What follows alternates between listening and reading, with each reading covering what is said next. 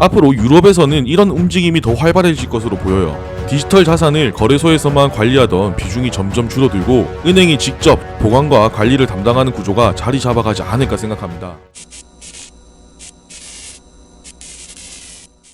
지금 리플은 전통 금융과 블록체인 업계를 연결시키기 위한 노력을 많이 하고 있죠. 시대는 빠르게 진화하고 있고 우리도 거기에 발맞춰서 따라가야 합니다. 아마도 머지않은 날에 전통 금융과 블록체인 업계가 합쳐지면서 실생활에 사용하는 일들이 점차 많아질 거라고 생각해요. 그래서 이번 영상에서는 전통 금융과 블록체인 업계가 어떻게 연결되고 있는지를 잘 보여주는 소식을 하나 준비했습니다. 바로 스페인의 대형은행 BBVA가 리플과 협력을 확대하면서 디지털 자산 보관 서비스, 즉 커스터디를 강화하기로 했는데, 표면적으로 보면 단순한 협력 소식처럼 보일 수 있지만 내용을 하나씩 뜯어보면 규제 변화와 은행의 전략, 그리고 리플이 어떤 식으로 확장하려고 하는지 모두 담겨 있습니다. 이번 영상에서는 이게 어떤 것을 의미하는지, 시장에는 어떤 영향을 줄 수 있는지 하나씩 체크해보도록 할 거고요. 본격적으로 영상 시작하기 앞서 구독, 좋아요 아직 누르지 않으신 분들은 잠깐 시간 내셔서 한 번씩 눌러주시고 알림 설정까지 해두시면 제가 올려드리는 영상에 대한 소식을 보다 빠르게 받아보실 수 있습니다. 먼저 BBVA라고 하는 은행부터 살펴보겠습니다. 이 은행은 스페인을 대표하는 글로벌 은행으로 160년이 넘는 역사를 가지고 있습니다. 이 은행이 가진 가장 큰 특징은 디지털 혁신에 적극적이라는 점인데, 인터넷 뱅킹과 모바일 금융을 유럽에서 가장 빠르게 도입했고 핀테크 기업에도 과감하게 투자했습니다. 전통 금융기관이면서도 변화에 발빠르게 대응해온 곳이죠. 이런 은행이 리플과 협력을 더 키웠다는 건 단기적인 이슈라고 보는 것보다 장기적인 전략이라고 볼 수 있습니다. 리플은 오랫동안 빠른 국제 송금 네트워크로 잘 알려져 왔습니다. 실제로 많은 은행과 금융기관들이 리플 네트워크를 통해 해외 송금을 처리하고 있죠. 하지만 지금 리플은 송금뿐만 아니라 새로운 영역으로 빠르게 사업들을 확장시키고 있어요. 그 중에서 가장 주목받고 있는 건 바로 커스터디 서비스입니다. 리플이 이 분야에 진출할 수 있었던 건 예전에 스위스에 위치한 커스터디 전문기업 메타코를 인수했기 때문이죠. 이번 협력에서 스페인이 사용하는 것도 바로 이 기술입니다. 즉 리플은 송금 네트워크 회사에서 더 나아가 은행 인프라를 제공하는 기업으로 성장하고 있는 겁니다. 이번 협력이 고객에게 어떤 변화를 가져올까요? 이 은행은 이미 비트코인과 이더리움 거래 서비스를 제공하고 있습니다. 고객은 앱이나 웹을 통해 디지털 자산을 사고 팔 수 있었죠. 하지만 여기에는 항상 한 가지 큰 문제가 있었습니다. 바로 보관 문제입니다. 거래소에서 코인을 사고 나면 두 가지 선택지가 있습니다. 거래소에 그대로 두거나 개인 지갑으로 옮기는 방법이죠. 그런데 거래소에 두면 해킹이나 파산 위험이 발생할 수도 있습니다. 실제로 해외에서는 거래소가 망하면서 투자자들의 자산이 증발해버린 사례가 여러 번 있었습니다. 개인 지갑으로 옮긴다 해도 문제는 있습니다. 키를 잃어버리거나 해킹을 당하면 되돌릴 방법이 없어요. 결국 개인이 전적으로 책임져야 하는 불편한 상황이 생기죠.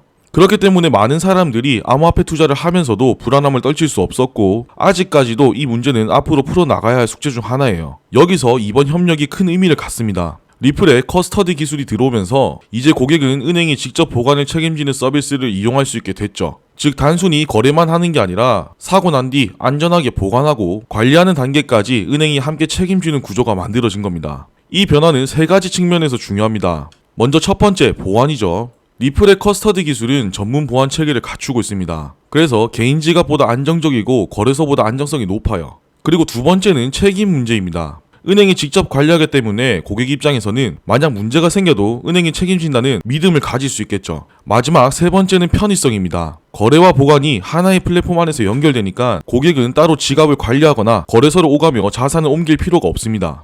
결국 고객은 안전하다, 편리하다, 믿을 수 있다라는 세 가지 조건을 한 번에 충족하게 되는 거죠. 이런 변화는 디지털 자산을 바라보는 사람들의 신뢰 방식을 새롭게 만드는 변화라고 볼 수 있습니다.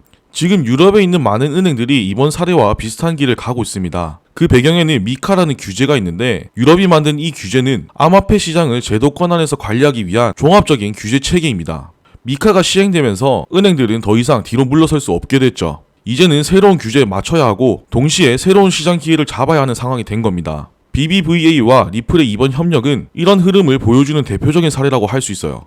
이 은행의 디지털 자산 책임자인 프란시스코 마르토는 보안을 유지하면서 고객에게 직접 커스터디 서비스를 제공할 수 있게 됐다고 말했습니다. 별거 아닌 것처럼 들릴 수 있는데 이 말의 의미는 앞으로 자기들 은행이 고객 자산을 직접 책임지고 기존 금융 서비스에서 쌓아온 신뢰를 디지털 자산 시장에서도 이어가겠다는 의미예요.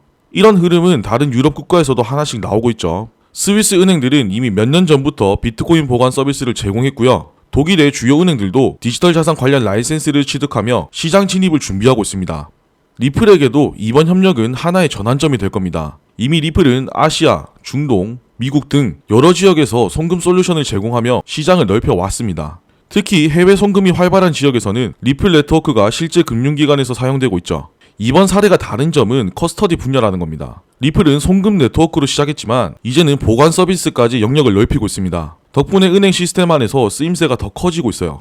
이번 협력은 리플과 은행 양쪽 모두에게 전략적으로 중요한 의미가 있습니다. 먼저 리플 입장부터 보겠습니다. 리플은 지금까지 국제 송금 네트워크로 강점을 보여왔습니다. 하지만 송금은 금융 서비스의 일부에 불과합니다. 이번 협력을 통해 리플의 기술이 글로벌 은행의 핵심 서비스인 자산 보관에 직접 도입됐다는 건 단순한 영역 확대가 아니라 신뢰도와 위상을 한 단계 끌어올리는 계기가 됩니다.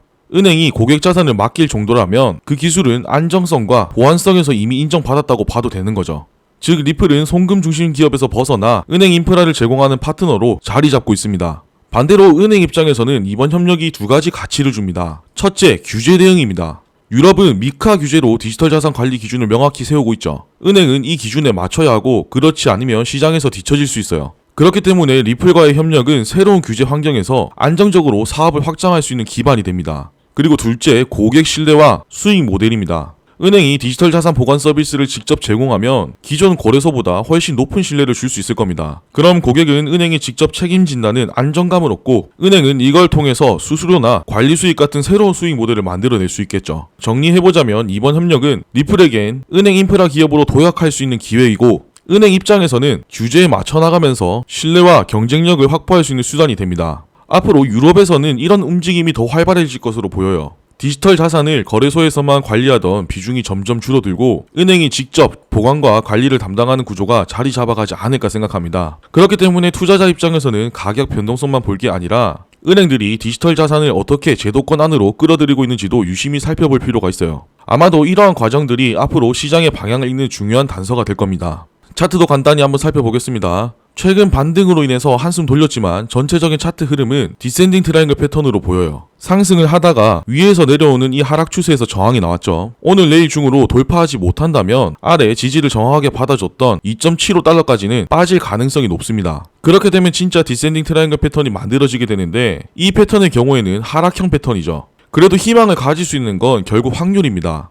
디센딩 트라이앵글 패턴이 나온다고 해서 무조건 100% 하락하는 것은 아니에요. 주로 위에서 내려와서 아래에서 이 패턴을 만드는 경우가 많은데 지금은 아래에서 위로 올라와서 이 패턴을 만들었죠. 그렇기 때문에 아직은 좀 더 지켜볼 필요가 있다고 판단되고요. 어쨌든 중요한 건 위에서 내려오는 이 하락 추세에 대한 돌파가 우선 나와줘야 합니다. 그래야만 상승 추세로 전환되었다 볼 수 있을 것 같아요. 차트 분석에 대한 자세한 브리핑은 소통방과 네이버 카페에 올려둘 테니까 참고하시고요. 소통방 입장은 아래 댓글에 링크 올려두도록 하겠습니다. 무료로 운영 중이니까 편하게 입장하시면 되고 소통방 입장이 껄끄러우신 분들은 네이버에 코인에 미친 사람들 검색하시면 제가 관리하는 카페가 하나 나옵니다. 여기 들어오셔서 가입하시고 간단한 등업 절차만 진행하시면 매일 올려드리는 시황과 리플에 대한 정보들 그리고 상승 가능성이 높아 보이는 종목들도 분석해서 공유해드리고 있으니까 많은 이용 부탁드리고요. 지금 시장은 언제 어디로 튈지 모르는 불안감에 쌓여 있습니다. 그렇기 때문에 더더욱 리스크 관리에 신경을 쓰셔야 해요. 아시겠죠? 자, 이번 영상에서 준비한 내용은 여기까지고요. 도움이 되셨다면 잊지 마시고 구독, 좋아요, 알림 설정 꼭 한 번씩 눌러주시고요. 그럼 저는 또 알찬 내용 준비해서 돌아오도록 하겠습니다. 감사합니다.